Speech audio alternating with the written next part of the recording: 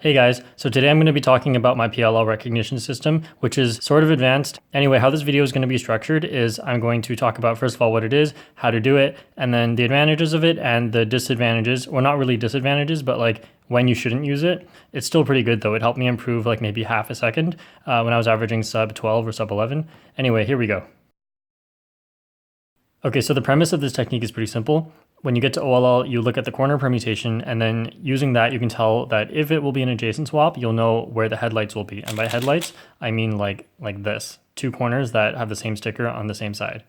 So the reason you might want to know where headlights are during PLL is pretty simple. Normally, you're going to have headlights on this side when you do your algorithm. It doesn't apply to every algorithm, but it does apply to most of them. For example, F perm, T perm, one of the J perms, and I think all of the G perms. So whenever you get adjacent swap, this is typically what happens. Okay, so say when you do OLL and then here you're going to get headlights at the back, then you want to put them on this side so that you can do the T-perm. So the problem that this tries to address is when you get to PLL, you may have headlights like somewhere random and you don't see any blocks and you start to AUF and you don't know which way you should AUF. So for example, here you might think, oh no, it needs to be on the other side and then start your PLL algorithm. So this helps with recognition because you can put the headlights on the correct side every single time as soon as you finish OLL, and then that'll help you with recognition and you know you won't have to AUF before you start your PLL. However, this obviously isn't true for all of the PLLs.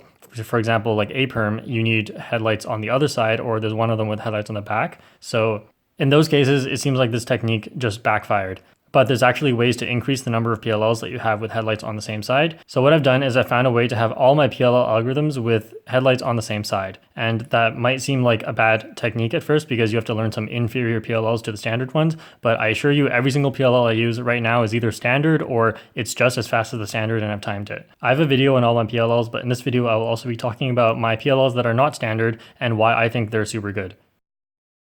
Okay, so first of all, I want to give an example of how this technique is done because if you haven't thought about it, it might be a little bit confusing. So normally for this corner orientation, I look at these three stickers and here I see that these two are opposite, so headlights are going to end up over here. And then here's the same case, these two are the same, so it's going to end up on the other side instead. So here we have headlights at the back. And then for this example, they're the same, so they're going to end up on the opposite side, so like this. And then lastly, for this case, these two are opposite, so it's going to end up right here, and that's where headlights will be. So this is just one example of a very easy case to tell where it is, but then there are some cases that are very non-intuitive, and sometimes you can find a pattern and sometimes you can't, but I just ended up memorizing how to do it for every single OLL. All right, so it sounds like a lot, right? Now I'm going to talk about the advantages, so you can maybe decide for yourself whether or not this is actually a good technique. All right, so the first and most obvious advantage is that there's a smoother transition from OLL to PLL. So here I see the corner permutation here and I see that headlights are going to end up over here. So then that's where I want the headlights to be. So afterwards, I'm going to look right here because I tend to be able to find a nice pattern on this side and then I can smoothly transition into PLL like that. Now here, I know that headlights are going to end up on this side, so I can do one of two things. Either instead of recognizing from these two sides, recognize from the side that has headlights on it, which can be fairly easy, like in this example, or if it's an algorithm that's hard to look to that side because my hand's blocking it for some reason, then I can just go straight into U2 and then look on this side instead. And I know I won't have to do an AUF afterwards before starting PLL because I know that I want headlights on this side before I start PLL.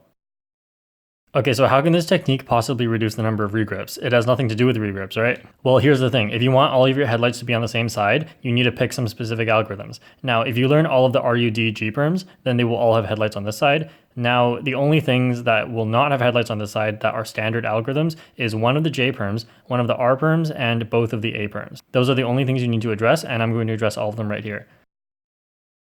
Now the first thing I'm going to start with is A perm. Now if you try to find an A perm with headlights on this side that is a good algorithm, well, good luck, you're probably not going to find it. What you need to do actually is mirror the algorithm, and I'm going to tell you why mirroring in this case is good. So here's how I do the A perm, like this. And that uses my non-dominant hand. So if you watch some of my videos where I talk about regripping, you will notice that I say don't mirror your algorithms because you'll probably have to regrip. I also say that you can mirror your algorithms if it doesn't have a regrip. And here's the thing.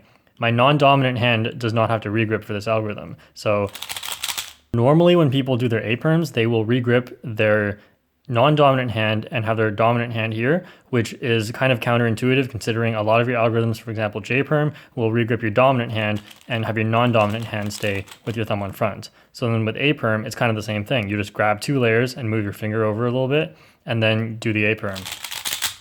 So in my opinion, the A-perm with the other hand feels more natural, and I know there are some people who do it, but I don't know if they do it for the same reason as I do. Anyway, my reason is because it reduces a regrip. So anyway, enough of the reasoning. One of the A-perms I use, which has the block here and headlights here, is like this. So it's just the standard but mirrored. And then, so for the other A-perm, where the headlights are over here, so you would put the block at the back. So how I do this one is just the same algorithm but mirrored to the back, and you can see that I only regrip the dominant hand here. Next is our perm, which is the one like this, and this looks hard to recognize except once you notice this huge checker pattern. So this is actually one of the easiest ones to recognize. So how you do this one is just the reverse of the standard RUF version, so like this. And I actually think it is just as fast. And lastly, for this J-perm, where there's a huge block here, if you were to put the headlights on the same side, the algorithm I use is this,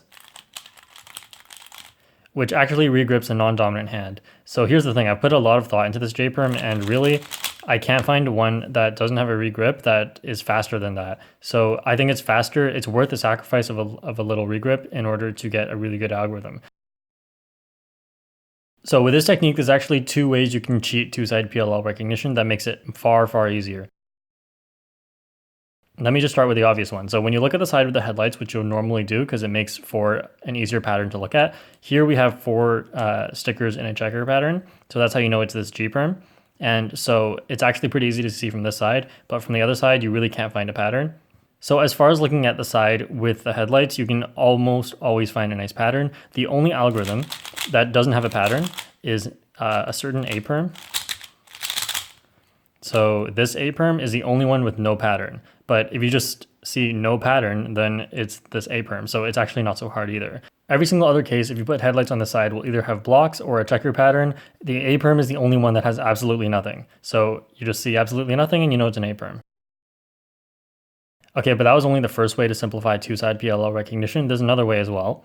So if you look at the side without headlights, then there are only a few cases that have absolutely nothing here. In this case, it happens to be a G-perm, but here's how you can tell. So here's what you do. You look at the 4 stickers in the middle and you find a corner sticker that's unique. So this orange sticker is not unique because there's an orange sticker there already. So this blue one's the unique one. And so what you'll notice is once you have headlights on the correct side, if you're looking at this side, the corner sticker can either be here, here, or here. Okay, so let's take a look at a quick example. It's kind of advanced, but I hope you'll understand what I'm talking about. So here I see that headlights will end up at the back, and I already talked about this. So headlights at the back, and now I see junk looking at the right side. So it's G-perm or R-perm, and then I find the unique sticker, which is this one. And now I'm about to place headlights on this side because that's where I always want to place it. Now I imagine where this sticker is going to go, and it's going to go right here.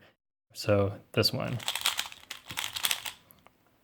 Okay, so now the same deal, the headlights are over here and I do this, and let's say I look at this side, then I find the unique sticker, which is this red one right here, and I know that headlights are over here, so I'm going to do a U2.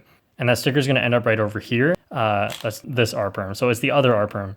One of them had the sticker here, one of them had the sticker here. Okay, and the last example here is headlights are going to be at the back here, and I do this, look at this side, I see junk. So orange is the unique sticker. I see that if I put the headlights over here, the orange sticker is going to end up over here, which is the front, so it has to be a G-perm. So then as soon as I see where this orange sticker is, I can just go straight into the G-perm. So I talked about how recognition is usually pretty easy if you look at the side with the headlights, and since you only be looking at 2 sides, you really won't be seeing that many different 2-side PLL recognition cases, so you can learn them pretty quickly. However, you can actually recognize a little bit faster if you don't always place the headlights here right away. So here's an example. Here I see that headlights are going to end up on this side, and since that is a visible location is all locations except for the back, then I can look right here and then do a U2 while I process what I just saw. And here I saw absolutely nothing. I talked about this earlier. This is all junk, so it's going to be an A-perm. So then basically I just have to mirror all my recognition techniques to the other side instead of this side. And then once I do a U2, I can go straight into the A-perm. Okay, here's one more example. So for this particular case with the headlights on this side, how I recognize this G-perm is that there's one sticker here that's kind of unique and the rest are all of opposite colors. So orange and red are opposite. And yeah, that's the only unique sticker. So here's how you can kind of recognize it from the other side.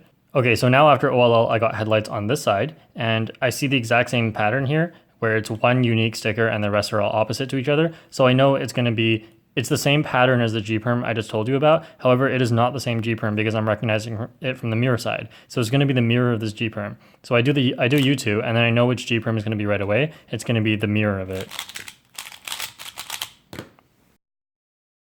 Okay, I know that was a lot and I know that was really advanced, but I'm just going to do a quick review of what the advantages were that I talked about. So number one was smoother transition from OLL to PLL because you know which way you're going to AUF. If you know headlights are going to be on this side, then you just do U2 after your OLL and then you can start PLL and you know you won't have to AUF.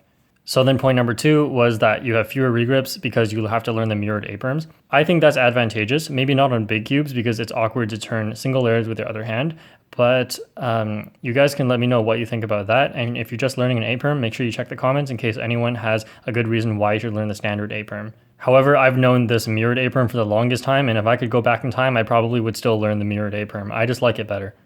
And then point number three is easier PLL recognition because if you have headlights on the same side every single time, it drastically reduces the number of cases you have to learn. And then the fourth and last point is that you can recognize during AUFs and you can see it from this angle, which is pretty easy, and then do the U2 and go straight into the G-perm.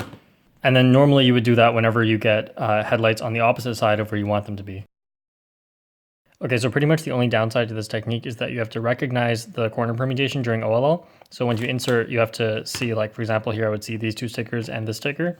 But so for this particular OLL, because of winter variation and because I just think it's kind of obvious, you can predict OLL that you know it's going to be an anti-student from the back here.